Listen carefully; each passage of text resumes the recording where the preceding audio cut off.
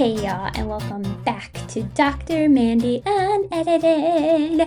I'm your host, Dr. Mandy. I am an academic editor and researcher, and this is the podcast where I teach you all about research. So, whether you are a newer researcher, you are someone who is knee deep in research and just trying to figure out all of the nooks and crannies, or if you have no care in the world for research, but you're just here because you love me, this is the podcast for you. So, today we are zooming in on a key element of research that I think is quite underrated, which is the term reflexivity. Now, we've been going through the different parts of research methodology, so check out the last few episodes if you want to find out how we built up to this. But today we're going to take a look about how to be reflexive in your research and where does reflexivity fit into your dissertation or your thesis? But first, I've got some goss for you guys. So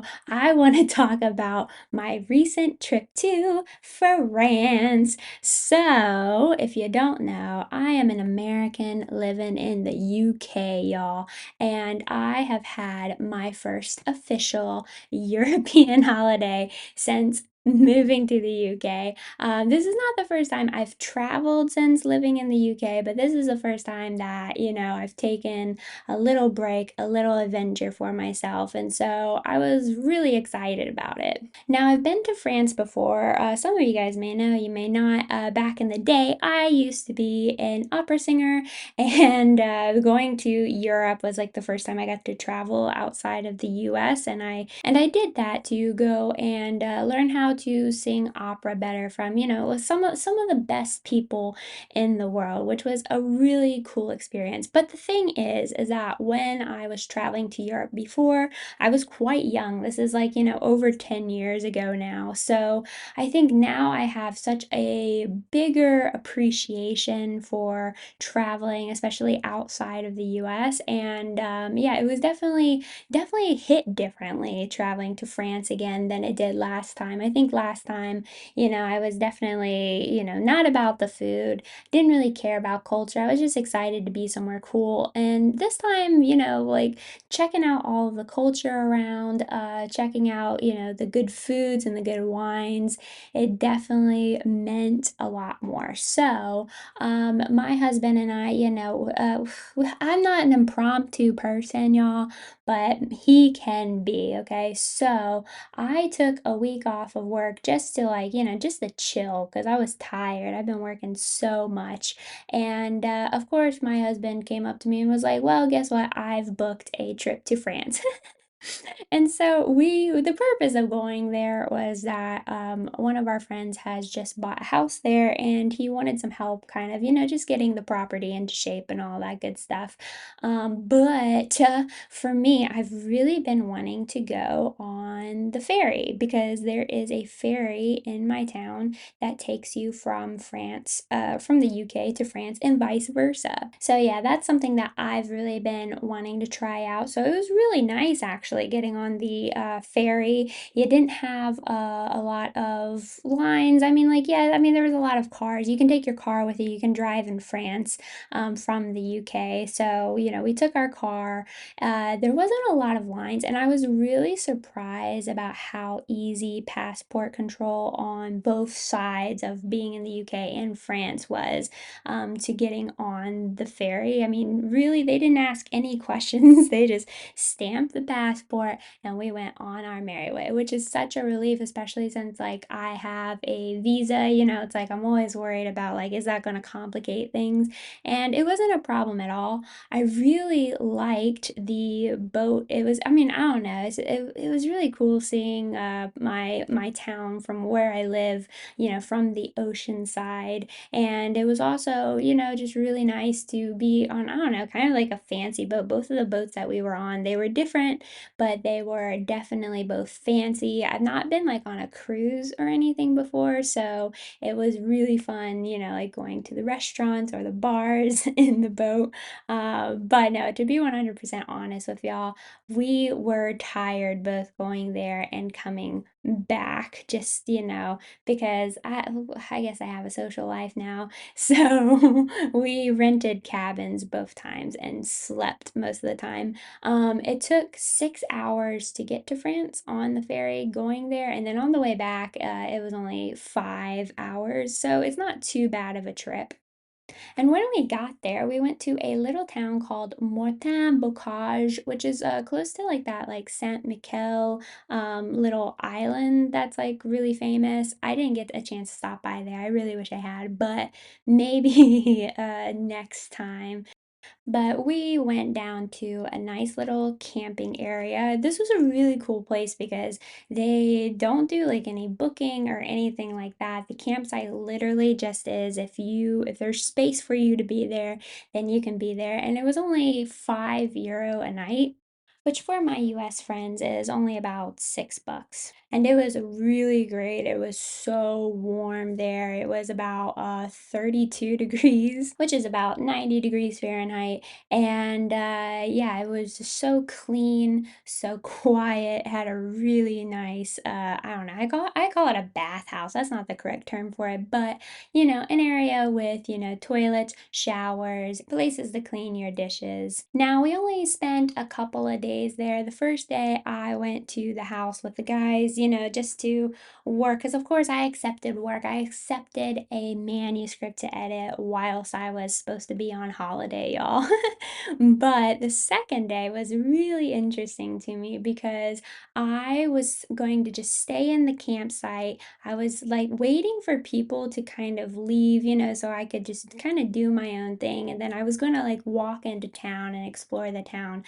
However, I noticed that people just sat around all day in the campsite. Like, people weren't up to like go check out things. They weren't up to like, like move around, and they were just sitting and reading their books and sunning.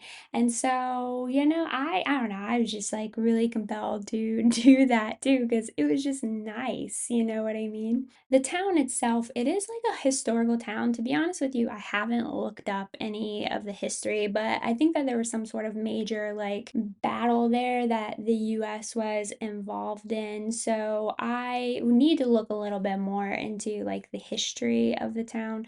But overall, it wasn't, yeah, too much of a touristy town. But I found like the people there were really nice. A lot of the, everything was clean and beautiful. I talked about a little bit on my social media about how it reminded me a little bit of where I grew up in Virginia because there was lots of, beautiful cornfields and long stretches of road, which is something I definitely miss about the US. And another thing that was really interesting there is that a lot of people tend to just like take off time and like close down, like, their entire businesses for a couple weeks. So when we were there, it really was a little bit like a ghost town. There was only a few restaurants open. However, I don't know. I just thought like that atmosphere of just being chill, not working too hard. Of course, like this is one of the countries that also has I think they call it a pausa there, a pause in the middle of the day. I don't know. I just find all of that kind of culture where you're just not moving too fast really, really nice. So I cannot wait to go back. I'm definitely going to go back to that area. I'm definitely going to go back to France sometime soon. But yeah, that was my first official European holiday, I guess you could say. But anyway, let's get into our research topic for today. I want to talk more about some of the bits of research that are taught, if you go to a PhD program or a master's program, but maybe they're not talked about enough in like when you actually research. And so I think reflexivity is one of those topics. So what is reflexivity? Reflexivity is the process of critically examining your own role, assumptions, and influence as a researcher. So it's not just acknowledging bias, but it's owning your position in the research and understanding how it shapes your your research questions, your methods, and your interpretation. So, why does reflexivity matter? It matters in your research for, ethical reasons, rigorous reasons, and it's especially crucial in situations where you, as the researcher, may be deeply embedded into the context. So, without reflexivity, we really risk reinforcing like dominant narratives, misinterpreting, the views of participants, and pretending to be neutral when we're really anything but in research. So I wanted to talk just a little bit about how can we be reflexive in research. All right, so let me tell you a little bit about how it will appear in your dissertation or your thesis throughout your research, and then let's talk about some things that you might do beyond the research of your dissertation or your thesis to be reflexive. Okay, so first, it's just important to be as transparent as possible in research. So you will often find in papers and dissertations and theses that people will say phrases like, I didn't get to do this bit of research because I didn't have time, or they might explain how the research may have been different, with certain factors, certain limitations maybe held them back. And I find that people, especially like when I work with like peer researchers or non-academic researchers, they often ask me why these sentences, appear in the writing, because sometimes they can seem a little bit random, especially in like a shorter work like a journal article where you don't have as much space to explain everything as in, as you would with like, a 120-page dissertation. But yeah, you want to lay out the realities of your research. And that's what I tell people. The last thing that you want to do is make it seem like you have like the most authentic research outcomes because you left out all of these issues that you had. You didn't explain any of like the realities. You didn't explain your own perceptions. Simply put, research is just, it's not perfect, you know what I mean? We have to acknowledge that by being reflexive, by acknowledging our biases and what lens we are looking at it through, and how us as human beings are not perfect as we interpret research outcomes. So let's talk a little bit about, where in the actual writing of your dissertation does like reflexivity practices actually appear. And so you might have different sections, and of course this is different for everybody. It's not, linear throughout every single school and every single program throughout the world, but oftentimes you might have a section that you have to write called a researcher positionality. And this is just an account of who you are as a researcher. I think, like, when writing this section, it's like the most personal bit, especially like when you are spending a lot of time trying to sound super academic. This is the part where your true voice really shines through, and you're going to reflect on your background, your values, and experiences as they relate and influence your study. And writing a section like this just gives you transparency and acknowledges that you can never be like a neutral, unbiased machine. You are not a computer interpreting results. You are just simply a humanistic human being.